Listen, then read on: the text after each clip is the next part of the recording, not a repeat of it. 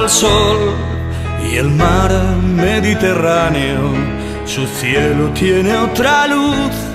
La perfuman los naranjos, paseando en tus calles voy, recordando viejos tiempos en los que judíos y moros construyeron tus cimientos.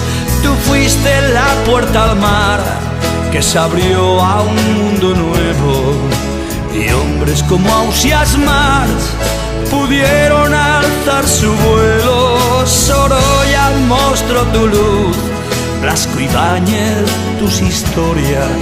Los dos presumieron de ser hijos de esta tierra. Valencia, qué guapa estás, Valencia. Hoy ves tu mar surcado por barcos con velas de amistad.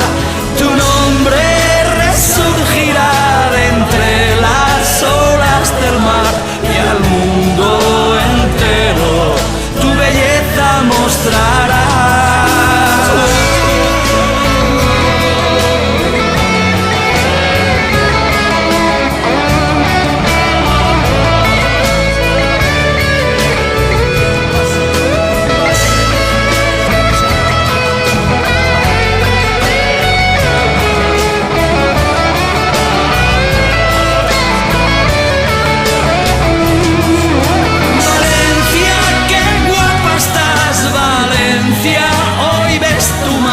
Surcado por barcos con velas de amistad.